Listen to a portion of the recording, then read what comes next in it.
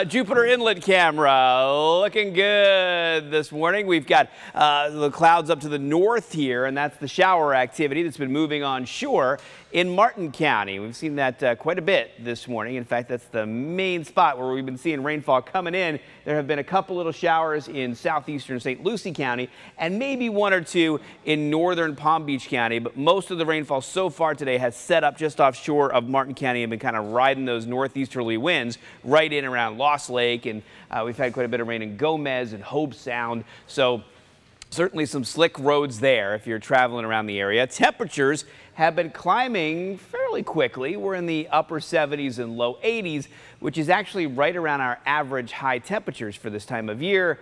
And as it turns out, we're going to be a little above average today because we still have a couple more hours to go before we hit our highs for the day. So about 85 degrees for a high in Boca and Delray and Boynton, 84 Wellington, about 82 in Belle Glade. We should hit about 84 in West Palm, 83 in Jupiter.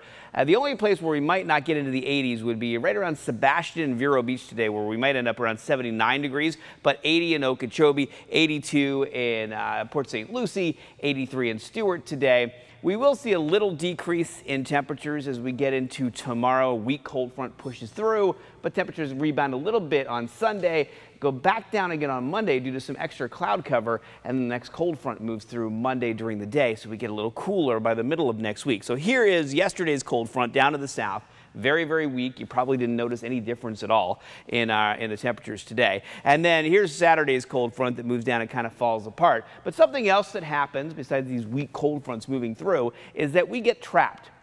We get trapped between some high pressure to the north and this low pressure down here in the Caribbean. And what that does is it sort of sandwiches us in between those two things, the high to the north, the low to the south, and that increases our winds across the area, and therefore we're looking at some pretty hazardous beach and boating conditions starting today, but really continuing through most of next week. Small craft caution today for boaters, seas 2 to 5 feet. Inland waters will be choppy, increasing risk for rip currents starting today and continuing through the weekend and into next week. So if you have beach and boating plans, it's going to be rough out there starting today, but continuing through the weekend.